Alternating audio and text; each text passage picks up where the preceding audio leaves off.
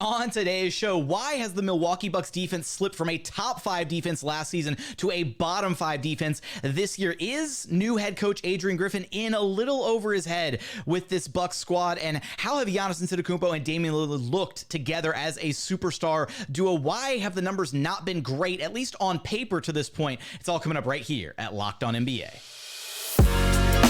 You are Locked On NBA, your daily NBA podcast. Part of the Locked On Podcast Network, your team every day.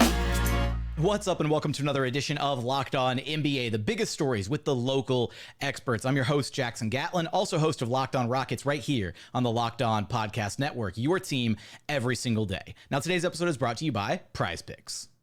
PrizePicks is the largest daily fantasy sports platform in North America. They're the easiest and most exciting way to play daily fantasy sports because it's just you versus the numbers. Instead of battling thousands of other players, including pros and sharks, all you do is pick more than or less than on 2 to 6 players, stat projections, and then you watch the winnings roll in. It's so simple to play. You can make your picks and submit your entry in less than 60 seconds. They've got quick withdrawals, easy gameplay, and an enormous selections of players and stat types, which is what makes PrizePicks the #1 DFS option. And with basketball season here now, you can pick combo projections across football and basketball from the Specials League.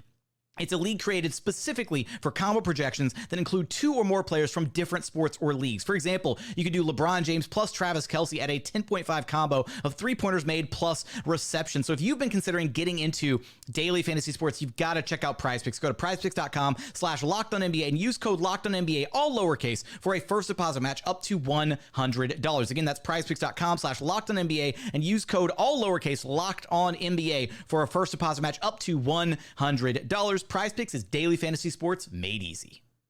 Joining us now is our new host over at Locked On Bucks, Camille Davis. You can track down wherever you listen to your podcasts, and on YouTube, just search Locked On Bucks. Now, Locked On Bucks fans will be familiar with Camille's work from the time that she's worked with Kane over there at Locked On Bucks, but now in the hosting chair. Congratulations, Camille. Thank you so much. Me and Justin have a big shoes to fill with Kane and what he's been able to do with Locked On Bucks, but we're really excited to put our spin on it and see where it goes. Absolutely. Some exciting stuff this season, maybe some not so exciting stuff to talk about here right off the jump, because the Bucks have kind of struggled a little bit to start this year, maybe counter to some of the expectations. Where I want to start first is some of the defense here, Camille, because the Bucks have been a team historically that have been a dominant defensive force in the NBA, understandably so, with Giannis Antetokounmpo roaming the painted area, all that stuff. But walk me through why they've struggled so much defensively. Last year, a top 5 defense in the NBA. This year, currently a bottom 5 defense through the games that they played. So what are you seeing? What are you picking up on defensively that's changed for this team? It's been a lot of change. I think that is in itself part of the reason why you're seeing the Bucks defense be less effective so far this season. As you mentioned, this Bucks defense, we have known throughout the Bud tenure, you could expect a top 10 defense from the Milwaukee Bucks. The only year they finished outside the top 10 is the year that Brook Lopez was injured in 21-22, and they finished 14th in that moment. Currently, I believe the Bucks, as you mentioned, they're a bottom defense at the moment. I believe they're 25th ranked at the moment of this recording. And part of that goes into the fact that, look, you trade Drew Holiday a few days before the season opens. You had Adrian Griffin thinking that, with his defense, you're still going to have Drew Holiday as an anchor. Even before the Bucks had Drew Holiday, they still had Eric Bledsoe at that point guard position. So the Bucks are used to having a point guard that is really good at the point of attack on defense. So even when you look at the drop coverage, which the Bucks have gone back to running a bit more frequently while Brook Lopez is on the court, they're still missing that guy at the point of attack, which helps that drop defense be even more effective. Like in years past, you would have Drew Holiday fighting over screens, being able to get over those screens and still present pressure on the offense. And if they did get past them, you have Brook Lopez in the background waiting. And now this year, while the Bucks are in drop coverage, what you're seeing is the point of attack is just weak with Damian Lillard out there, with Malik Beasley out there, with campaign. It's just not working as well in that drop coverage. But you've also seen the Bucks leaning into some other coverages. The Bucks are playing more zone defense than they ever have in the previous 5 years at this point in the season. And even with that, there are growing pains. Adrian Griffin himself wants to implement a more switch-heavy, aggressive defense, and these Bucks players have to learn how to play in that type of scheme. What you see is a lot of communication breakdowns on defense. You see guys when they're in a scramble position, not scrambling to the right places, just little breakdowns like that over and over. So Part of it is personnel, I think. And I think that Coach Griffin is still going to have to try to play around to see if he has the best lineups out there at times. We're seeing some interesting things from some of the young Bucks like Marjon Beauchamp and Andre Jackson Jr. And those are two guys who you hear a lot of Bucks fans calling to get more playing time. And part of it is because they can play some defense. They can move their feet and they're better at point of attack. So with a point guard like Damian Lillard, you think that you want your guy next to him to be a little bit more defensive minded. So I think the Bucks are still trying to figure out exactly what that looks like. Speaking of Dame, that's obviously one of the biggest storylines going into the season, the new Giannis Dame duo.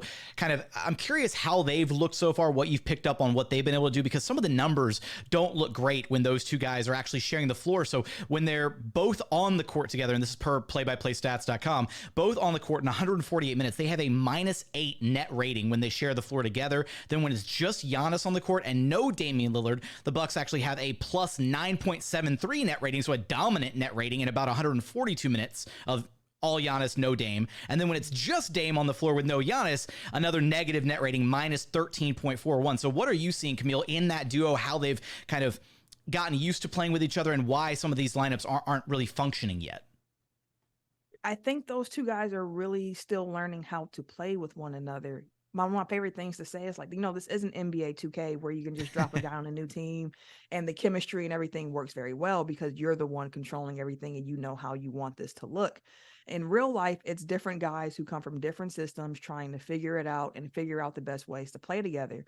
When it comes to Giannis, Giannis isn't used to setting multiple screens throughout a game. Giannis is used to having the ball in his hands, initiating the offense. We've seen him in pick and roll actions with Chris Middleton, and people who've watched the Bucks know, especially through that championship run, that Chris and Giannis pick and roll was a key offensive play that they ran to help them get buckets when things were slowing down. So, and that took time for Chris and Giannis to build that chemistry. And right now you're seeing that with Dame and Giannis as well.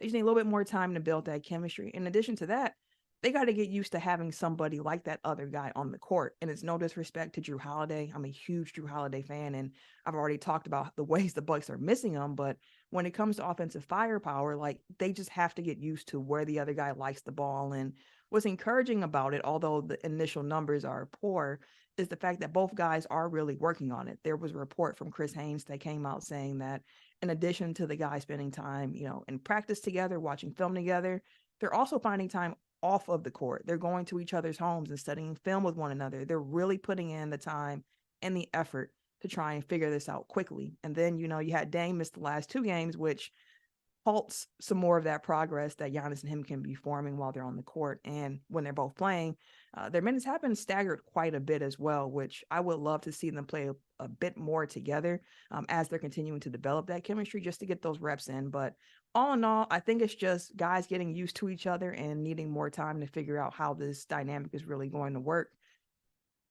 I know you mentioned Adrian Griffin trying to employ, quite a bit more zone this season, switching things up, maybe a bit more of an aggressive defensive approach, which I know has been met with maybe some resistance from Bucks fans and people who cover the team kind of thinking, well, you've got guys like Giannis and Brook Lopez who can guard the backline. Like, why would you want to play a more switch-heavy, aggressive defensive approach? It's worth noting, right, Adrian Griffin, this is his first time in the head coaching seat. He's been passed over a lot in previous years, trying to apply being a head coach other locations 14 times, if I'm not mistaken. Do you get the sense, Camille, that he might be a little in over his head at this point, or is it too early to tell with Adrian Griffin? You still kind of jury's out on his approach so far as the head coach of the Bucks?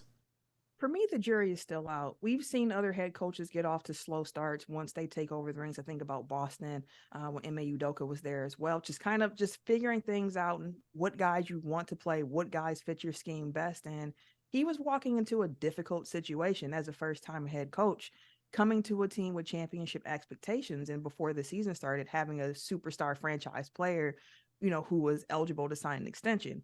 Now, Giannis signing that extension before the season starts, I think takes some of that pressure off of Griffin, because at least you have Giannis here under contract for the next 2 years and you're not coaching, trying to re-sign him. So you can really focus on trying to get these guys together, figure out which guys on the team implement your scheme the best, and figure out which rotations work. So at the moment, things haven't been looking great for Adrian Griffin. And I think multiple things can be true at the same time where, like, no, he hasn't looked great so far as a head coach, but the season is still young. There's a lot of time. We shouldn't overreact at this point. and just see how this team continues to grow. Now, if we're having these conversations around All-Star break, then it's a different conversation. Can the Bucks get their defense turned around this season? How much longer will it take for Giannis and Dame to work on their chemistry with one another and elevate their play? You'll have us covered for all of that and more over at Locked On Bucks. Camille, thanks for stopping by Locked On NBA with me. No problem. Anytime you want me, I'm over here.